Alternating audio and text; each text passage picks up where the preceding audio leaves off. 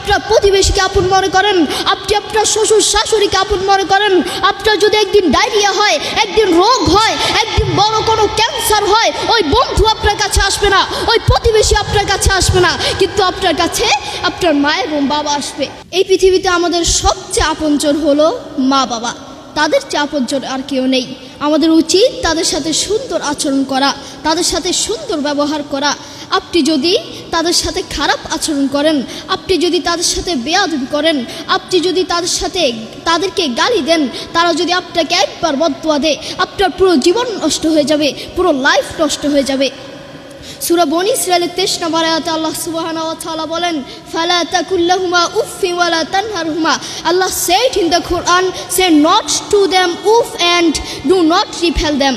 তোমরা তোমাদের মা বাবার সাথে উফ কথাটিও বলো না এবং তাদের সাথে খারাপ আচরণ করো না। বন্ধু তোমাকে বলছি যুবক ভাইরা মনোযোগ দিয়ে শুনবেন। আপনার মাকে যখন পাশের বাড়ি থেকে কোনো খাবার দেওয়া হয়, সেই মা আপনাকে ছাড়া খায় না। সেই মা বলে, এই খাবারটুকু যদি আমি খেয়ে ফেলি, এই খাবারটুকু যদি আমার পেটে চলে যায়, আমার আদরের সন্তানটা কি খাবে, আমার কলিজার টুকরো সন্তানটা কি খাবে? আপনার মা সারাদিন আপনাকে নিয়ে ভাবে। দুঃখের সাথে বলতে হয়, সেই মাকেই আপনি আপন মনে করেন না, সেই বাবাকেই আপনি আপন মনে করেন না। আপনি আপনার বন্ধুকে আপন মনে করেন, আপনি আপনার প্রতিবেশীকে আপন মনে করেন, আপনি আপনার শ্বশুর শাশুড়িকে আপন মনে করেন। আপনার যদি একদিন ডায়রিয়া হয়, একদিন রোগ হয়, একদিন বড় কোনো ক্যান্সার হয়, ওই বন্ধু আপনার কাছে আসবে না, ওই প্রতিবেশী আপনার কাছে আসবে না, কিন্তু আপনার কাছে আপনার মা এবং বাবা আসবে। করোনা হওয়ার পরে প্রমাণ করে দিয়েছে কে আপন আর কে পর। করোনা হওয়ার পরে বন্ধু বন্ধুর কাছে যায় নাই, করোনা হওয়ার পরে স্বামী স্ত্রীর কাছে যায় নাই, করোনা হওয়ার পরে একজন প্রতিবেশী আরেকজন প্রতিবেশীর কাছে যায় নাই। কিন্তু এখন ইতিহাস আছে, করোনা হওয়ার পরে বাবা তার ছেলেকে কাঁধে নিয়ে হাসপাতালে গিয়েছে, করোনা হওয়ার পরে ক্যান্সার হওয়ার পরে মা তার ছেলেকে কোলে করে হাসপাতালে নিয়েছে, ঠিক কিনা? এখনো ইতিহাস সাক্ষী আছে। আপনার মা আপনার বড় সম্পদ। এই তামাম দুনিয়ায় মায়ের দোয়ার চেয়ে বড় কোনো ওষুধ নেই। এই পুরো দুনিয়ায় মায়ের দোয়ার চেয়ে বড় কোনো ওষুধ নেই। আপনার জ্বর হয়েছে, মায়ের কাছে দোয়া চান। আপনার মাথা ব্যথা করছে, মায়ের কাছে দোয়া চান। পেটে ব্যথা করছে, মায়ের কাছে দোয়া চান। শরীর খারাপ লাগছে, মায়ের কাছে দোয়া চান। বড় রোগ হয়েছে, মায়ের কাছে দোয়া চান। বড় ক্যান্সার হয়েছে, মায়ের কাছে দোয়া চান। কালকে আপনার ফাইনাল পরীক্ষা আছে, আপনার কাছে ভয় লাগছে, মায়ের কাছে দোয়া চান। মনে রাখবেন, বন্দুকের গুলি মিস হতে পারে, কিন্তু মায়ের দোয়া মিস হতে পারে না। মায়ের দোয়া কখনো মিস হতে পারে না। আপনার মা আপনার জন্য দোয়া করলেই সাথে সাথে আল্লাহর কাছে কবুল হয়ে যাবে। আপনার মা যদি আপনার জন্য একবার দোয়া করে, সাথে সাথে আল্লাহর কাছে কবুল হয়ে যাবে। সুবহানাল্লাহ, সুবহানাল্লাহ। ইমাম বুখারী রাহিমাহুল্লাহ একবার ছোট থাকতে তিনি অন্ধ হয়ে গেলেন, ছোটবেলায় তিনি অন্ধ হয়ে গেলেন। এরপর থেকে তার মা তার জন্য প্রত্যেক দিন দোয়া করতেন। একদিন তার মা তার জন্য রাত্রে দোয়া করতে করতে ঘুমিয়ে পড়লেন। এরপর তিনি স্বপ্নে দেখতে পেলেন তার সন্তানের চোখ ফিরে পেয়েছে। এরপর তিনি ঘুম থেকে উঠে সন্তানের কাছে গিয়ে দেখলেন সত্যই তার সন্তানের চোখ ফিরে পেয়েছে। সুবহানাল্লাহ। দেখেছেন মায়ের দোয়ার কত পাওয়ার, মায়ের দোয়ার কত পাওয়ার। আপনার মা আপনাকে সব থেকে বেশি ভালোবাসেন। প্রত্যেক মা তার সন্তানকে সব থেকে বেশি ভালোবাসেন। নিজের জীবন পর্যন্ত দিয়ে দিতে চান, নিজের জীবন হারাতে চান, নিজের জীবনের চেয়েও সন্তানকে বেশি ভালোবাসেন। বিশ্বাস হয় না? তার একটা সত্য দৃষ্টান্ত দিলে হয়তো আপনারা বুঝতে পারবেন। এই ঘটনাটি আমার দাদা আমার বাবাকে বলেছিল। একবার বাংলাদেশে প্রচুর ঝড় হয়েছিল, ঝড় তুফান হয়েছিল। ঝড় তুফানের কারণে মানুষের ঘরের টিন পর্যন্ত পানি উঠে গেল।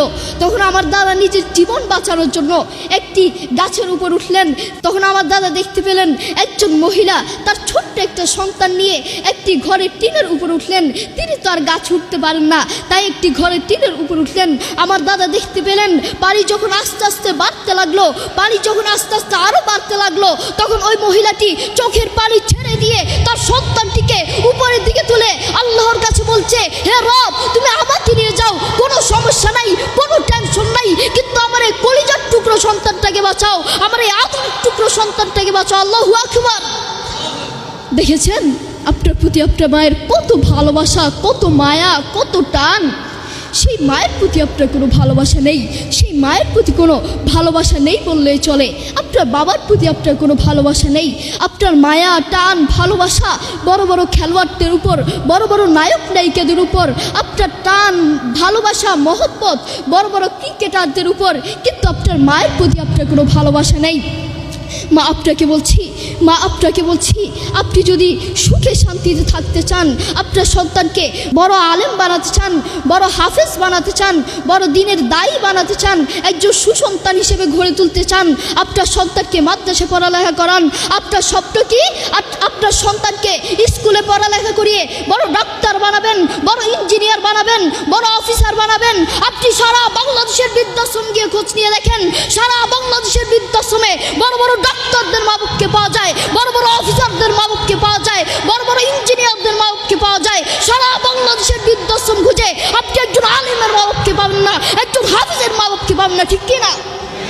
আপনি একজন আলিম মা-বাপকে পাবেন না। এজন্য মা আপনাকে বলছি, আপনি যদি সুখে শান্তিতে থাকতে চান, আপনার সন্তানকে বড় আলেম বানাতে চান, আপনার সন্তানকে মাদ্রাসা পড়ালেখা করান। যেই ছেলের জন্য আপনি মাথার গাম পায়ে ফেলে টাকা উপার্জন করে ছেলেকে বড় ডাক্তার বানিয়েছেন, বড় ইঞ্জিনিয়ার বানিয়েছেন, বড় অফিসার বানিয়েছেন, সেই ছেলেই তো লাস্ট পর্যন্ত আপনার সাথে একটা মিনিট কথা বলতে চাইবে না। আপনি ফোনে তার সাথে একটা মিনিট কথা বলবেন, সে চাইবে না। এজন্য আপনি যদি সুখে শান্তিতে থাকতে চান, আপনার সন্তানকে দিনের দায়ী হিসেবে গড়ে তুলতে চান, আপনার সন্তানকে মাদ্রাসা পড়ালেখা করান। আল্লাহ তাআলা আমাদের সবাইকে বেশি বেশি মা বাবার সম্মান করার তৌফিক দান করুন। আল্লাহ তাআলা আমাদের সবাইকে বেশি বেশি মা বাবার খেদমত করার তৌফিক দান করুন। ওয়া আখিরু দাওয়ানা আলহামদুলিল্লাহি রাব্বিল আলামিন। ওয়া আসসালামু আলাইকুম ওয়া রাহমাতুল্লাহি ওয়া বারাকাতুহু।